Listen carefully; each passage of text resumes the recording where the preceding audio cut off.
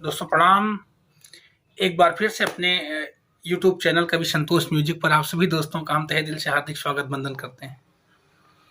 कल परसों जो मैंने कल वीडियो डाला था, उस वीडियो में हमारी एक चर्चा थी कि जल्द ही दूसरी वीडियो लेकर के हम आप लोगों से मुलाकात करेंगे और आज मैं सोच रहा हूं कि ये दूसरी वीडियो आप तक पहुंचाऊं। सबसे पहले तो हम इस वीडियो को बना रहे हैं, अगर ठीक ठाक से बन जाएगी तो ये वीडियो शाम तक अपलोड करेंगे और दुनिया के कोने कोने तक देखने वाले मेरे सभी दोस्तों को कवि संतोष म्यूजिक की तरफ से हार्दिक बधाई, धन्यवाद, सबको सादर यथोचित प्रणाम। और आप लोगों ने जो प्यार दुलार मेरे पिछले वीडियो को दिया है या उसके पहले चैनल पर पड़े जितने भी वीडियो रहे हैं, उन सारे वीडियोस को देख करके जो प्यार आप लोगों ने दिया है, हमारी चर्चा पर चर्चा, हमारी बातों को सुन करके जो स्नेह दुलार आप लोगों ने दिया है वो अवर्णनीय है, उसका वर्णन नहीं किया जा सकता है। बहुत ढेर सारे मित्रों ने मुझे फ़ोन भी किया, तो मैसेज भी किया कि भैया बहुत अच्छा लगा और अगला वीडियो मैं अपेक्षा करता हूं कि इस तरह से आप ज़रूर डालेंगे। तो मुझे भरोसा है कि जितने भी लोग मुझे उत्सुक करते हैं, मेरा उत्साहवर्धन करते हैं, मुझे बल देते हैं कि बोल करके मैं कुछ आप लोगों तक बेहतर डालूं, बेहतर करूं आप लोगों के लिए, तो ये मेरे लिए कहीं ना कहीं से संजीवनी के समान है। और इसके लिए मैं अपने सभी मित्रों का बहुत दिल की अनंत गहराइयों से हार्दिक धन्यवाद देता हूं और सुझाव की अपेक्षा भी करता हूं कि आप लोग अपना सुझाव मुझ तक जरूर प्रेषित करेंगे। ऐसी अपेक्षा लिए आइए हम पुनः अपने पिछले बातों की पुनरावृत्ति करते हैं। जो मैंने कहा था उस वीडियो में कि कहीं का ईंट कहीं का रोड़ा और भानुमति ने कुनबा जोड़ा, ये एक मुहावरा है और बहुत पहले से चला आ रहा है, हम लोगों को पढ़ाया भी जा रहा था। लेकिन इसके पहले एक रहस्य था, इस मुहावरे में एक रहस्य छुपा है, एक कहानी छुपी है और वो कहानी भानुमति के नाम की छुपी है। वो भानुमति है कौन? तो हमने भी शोध किया, सर्च किया, हमने भी ढूंढा कि आखिर वो कैसी भानुमति है, कौन सी भानुमति है जिसके पीछे ये कहा गया कि कहीं का ईंट कहीं का रोड़ा, भानुमति ने कुनबा जोड़ा। तो अगर ये बात कही गई तो भानुमति है कौन और क्यों कहा गया? तो पता चला, मैंने जो देखा, ढूंढा, तो कुछ तो यूट्यूब से, जो यूट्यूब चलाने वाले मित्र हैं उनकी मदद मिली मुझे जो है, और कुछ किताबों के सहयोग से और जानकारी मिली कि भानुमति ये वो नाम है महाभारत काल का जो वास्तव में बहुत ही वंदनीय है। भानुमति के जीवन के विषय में जब हमने पढ़ा, भानुमति को जाना कि भानुमति है कौन, तो मुझे लगा कि तभी लोग कहते थे कि यत्र नार्यस्तु पूजन्ते रमन्ते तत्र देवता। जहां पर नारियों की पूजा होती है, जहां पे नारियों का सम्मान होता है, जहां पर नारियां पूजनीय होती हैं, वहां देवता बसा करते हैं, वहां भगवान का वास होता है। ऐसा संस्कृत के विद्वानों ने लिखा, ऐसा हमारे पूर्वजों ने कहा। कहते हैं नारी से नर होता है, नारी नर की खान। तो हम पुरुषों के लिए नारी नर की खान है, नारी ने नर को जन्म दिया है। तो कहीं ना कहीं से नारियों का वृतांत तो अवर्णनीय है, जितना भी कहा जाए कम है। क्योंकि मैं जानता हूं कि गर्भधारण की क्षमता, अगर पुरुषों को जनित करने की क्षमता है तो वो नारियों में है। इसके पहले और कुछ आगे उन पे चर्चा पर चर्चा करूं तो मैं सबसे पहले नारी समुदाय को प्रणाम करता हूं और बताना चाहता हूं कि भानुमति के जीवन की जो चर्चा है वो एक छोटी सी कहानी के माध्यम से आप तक पहुंचाना चाहता हूं कि भानुमति जो है, ये भानुमति का जिक्र तो सबसे पहले जाने कि महाभारत के किसी खंड में उसका जिक्र नहीं है। भानुमति की चर्चा जो है महाभारत ग्रंथ में बहुत कम मिलती है, ना के बराबर मिलती है। लेकिन दक्षिण के महाभारत ग्रंथों में, दक्षिणी महाभारत की किताबों में जो है शांति पर्व में, शैल पर्व में, श्री पर्व में चर्चा थोड़ी थोड़ी भानुमति की है। शैल पर्व में नारद जी ने चर्चा करी है, श्री पर्व में गांधारी ने चर्चा करी है। तो भानुमति की चर्चा थोड़ी बहुत दक्षिणी भारत से जो है, वहाँ की लोक कथाओं से, वहाँ से निकल करके भानुमति की चर्चा आती है। भानुमति के बारे में प्रचलित लोक कथाओं से अगर विवाद को दूर कर दिया जाए तो भानुमति की जीवन गाथा बहुत रोचक है, बहुत अच्छी जीवन गाथा है, एक अच्छा सीख देने वाली कहानी है, समझिए भानुमति के जीवन की। भानुमति कलिंग के राजा चित्रांगद की पुत्री है। कहीं कहीं काम्बोज के राजा चंद्रवर्मा की पुत्री के रूप में भी भानुमति का जिक्र होता है। तो काम्बोज के राजा चंद्रवर्मा और कलिंग के राजा चित्रांगद दो नाम आते हैं, और इनमें क्या डिफरेंस है या वास्तव में किस परिवार से भानुमति को विशेष तौर से जोड़ा गया है, इसका मैं अंतर नहीं कर पा रहा हूँ। अभी ये मुझे ढूंढना बाकी है कि वास्तव में सही क्या है। लेकिन जो मुझे मिला, बल के साथ जो मुझे मिला कि भानुमति कलिंग के राजा चित्रांगद की पुत्री थी, और जब राजा ने अपनी बेटी का स्वयंवर रखा तो उस स्वयंवर में देश के तमाम राजाओं को आमंत्रित किया, और भानुमति महाभारत काल में द्रौपदी के बाद सबसे सुंदर स्त्री का जब जिक्र होता है तो द्रौपदी बहुत सुंदर थी, लेकिन उसके बाद अगर कोई सुंदर स्त्री थी तो वो भानुमति थी। भानुमति बहुत सुंदर थी।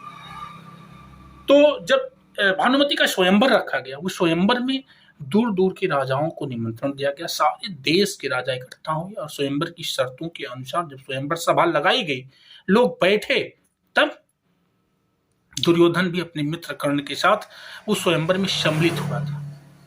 भानुमति दुर्योधन का वरण नहीं करना चाहती थी, भानुमति दुर्योधन को नहीं चाहती थी, बावजूद इसके उसकी सुंदरता पर दुर्योधन बड़ा मुग्ध था।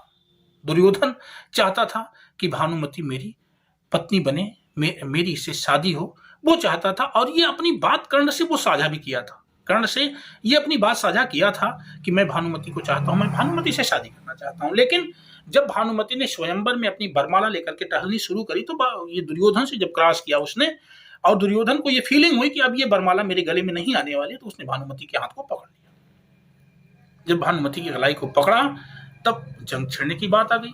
वहां तमाम राजाओं की सभा जहां बैठी हो, और कोई एक महिला के साथ अगर गलती करे, दुस्साहस करे, तो निश्चित रूप से और राजाओं का खून तो खौलने लग जाता है। ये आपका कलयुग थोड़ी ना है कि एक महिला के साथ अनैतिक व्यवहार हो पूरा देश गर्त में चला जाएगा, चुप रहेगा। तब ये जमाना नहीं था, तब सतयुग, द्वापर, त्रेता जिसका जिक्र होता है वो सब था। जब महिलाओं के साथ छेड़छाड़ होती थी तो लोग खड़े हो जाते थे, वहां खड़े भी हो गए, युद्ध हो गया, और उस पूरी युद्ध सभा में कर्ण ने सबको संभाल लिया। भानुमति को लेकर के जबरदस्ती दुर्योधन वहां से भागा, हस्तिनापुर चला आया, भानुमति को अपनी पटरानी बना लिया, तमाम तरह के हरण का संदेश भी बताया कि देखिए, जब पितामह ने अपने पुत्रों या उनके लिए जो है अपनी वंश को चलाने के लिए वहां के राजा की लड़कियों को जो है अंबा, अंबिका, अंबाला को काशी नरेश से हर करके ले आए थे, ये सारी कहानी बता करके किसी तरह से भानुमति को सेटिस्फाई किया, समझाया बुझाया दुर्योधन ने, और भानुमति दुर्योधन के साथ रहने को राजी हो गई। कुछ समय बीता, भानुमति को भगवान ने 2 बच्चे जुड़वा दिए। लक्ष्मणा नाम की एक बिटिया पैदा हुई और एक लक्ष्मण नाम का पुत्र हुआ। वही भानुमति के साथ एक इसकी दासी या सहेली कह ली जाए तो वो भी आती है महाभारत में। वहाँ जो है श्री पर्व में इसका जिक्र है कि जब इसके साथ जो है सुप्रिया नाम की एक सहेली इसकी आती रही हस्तिनापुर, उससे कर्ण की शादी हुई। तो कर्ण को भी एक पुत्र पैदा हुआ था, वृषसेन नाम था उसका। तो कर्ण को पुत्र हुआ और दुर्योधन को एक पुत्री लक्ष्मणा हुई, एक पुत्र लक्ष्मण हुआ। तो दोनों बच्चे बहुत अच्छे थे। महाभारत का युद्ध चला, उसमें लक्ष्मण कुमार जो है ये अभिमन्यु के हाथों मारा गया, लेकिन लक्ष्मणा की शादी के लिए भी स्वयंवर रची गई।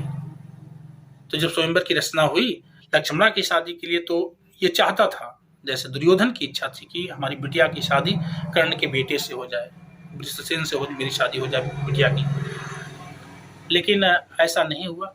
कृष्ण के पुत्र जामवंती और कृष्ण के मिलन से एक पुत्र था उनके पास, साम नाम था उसका। साम ने भी वहां लक्ष्मणा का हरण कर लिया। तो ये कहानी जो है अब यही रोकते हैं कि हाँ, लक्ष्मणा का साम के साथ लक्ष्मणा साम के साथ ब्याही गई, उसमें भानुमति का बहुत बड़ा योगदान था, क्योंकि साम को जो है कौरव सेना ने बंदी बना लिया था। बलराम के द्वारा साम को छुड़ाया गया और फिर भानुमति के आग्रह पर जो है साम से शादी करवाई गई लक्ष्मणा की। तो लक्ष्मणा जो है वो पत्नी बनी शाम की, यानी दुर्योधन के कृष्ण समधी बने। ये तो महाभारत की है कि देखो ये दो दो हिस्सों में थे। भगवान श्री कृष्ण किसके साथ थे? पांडवों के साथ थे। किससे शत्रुता थी उनकी? दुर्योधन पक्ष से थी। लेकिन क्या हुई? संबंधी हो गए दोनों, आपस में संबंधी हो गए। शाम की शादी लक्ष्मणा से हो गई। और इसमें जो है अपनी मर्यादा बचाने के लिए भानुमति ने मीडिएटिंग किया। भानुमति ने चाहा कि हम अपनी बेटी की शादी शाम से करेंगे। ये प्रस्ताव भानुमति ने रखा। लेकिन महाभारत का जब युद्ध चलने लग गया, महाभारत के युद्ध काल से ये कहानी आगे बढ़ती है। दुर्योधन मारा जाता है, पूरी हस्तिनापुर सुनसान नगर में बदल जाती है और पांडव में युधिष्ठिर हस्तिनापुर के राजा हो जाते हैं। तब उस समय भानुमति का एक निर्णय था और उस निर्णय के लिए लोगों ने ये कहावत कही कि भानुमति ने अर्जुन से विधवा होने के बावजूद भी स्वतः ये प्रस्ताव रखा कि अब मेरा परिवार, मेरे वंश को चलाने के लिए अर्जुन अगर मुझे अपनी अर्धांगिनी के रूप में स्वीकार करें तो ये अच्छा होगा। और ये बात वहां सर्वसम्मत से मानी गई, रखी गई। और ऐसे में अर्जुन ने जो है भानुमति से शादी करी और दूसरी पत्नी के रूप में भानुमति को अर्जुन ने स्वीकारा और फिर हस्तिनापुर का राज्य चला। तो इसीलिए ये कहावत कही गई कि कहीं का ईंट कहीं का रोड़ा, भानुमति ने कुंभा जोड़ा। तो ये एक रोचक कथा थी और मुझे बहुत अच्छी लगी। इस कहानी का अगर विस्तार से रहस्य देखा जाए तो बहुत आनंदमयी कहानी है, बहुत अच्छा लगता है। और एक महिला के इस निर्णय, इस साहस पर जो है समझिए उस समय से आज तक जो भी मुहावरा चला है, इस मुहावरे का बंधन है कि भानुमति का नाम जो है इस मुहावरे के माध्यम से अमर है, समझिए। और सबसे बड़ी बात क्या है कि आप लोग हमारे चैनल को जो प्यार दुलार दे रहे हैं, जो आशीर्वाद हमको दे रहे हैं, जो हमको एक सिंबल, एक बल दे रहे हैं, आत्मबल दे रहे हैं काम करने के लिए चैनल पर, इसके लिए हम संतोष कवि आपके बहुत बहुत आभारी हैं। और उम्मीद अपेक्षा करते हैं कि आगे भी इस तरह की कोई भी रोचक कहानी हो, कविता हो, कुछ शेरो शायरी हो, कुछ कोई लिखा हुआ आपका गीत हो, अगर आप चाहते हैं कि कवि संतोष म्यूजिक से इसका प्रसारण हो, ये मुझ तक या लोगों तक जाए, आम जन तक जाए, तो अपनी उस कहानी को, अपनी उस कविता को मुझ तक भेज सकते हैं और मैं उसको अपने शब्दों में रूप दे करके जनता तक पहुंचाने का काम करूंगा। बाकी अगली बार नेक्स्ट डे जब मेरा वीडियो जाएगा तो कुछ बेहतर, कुछ अच्छा करने के लिए सोचूंगा कि कोई गीत गाने के साथ आप लोगों से फिर बातें करें। बहुत बहुत धन्यवाद। दिल की अनंत गहराइयों से आप सभी दोस्तों का हार्दिक स्वागत, वंदन। और मैं चाहता हूं कि आप चैनल को सब्सक्राइब करेंगे, एक दूसरे से शेयर करेंगे ताकि जो बात है वो बात बढ़ती रहे। नमस्ते।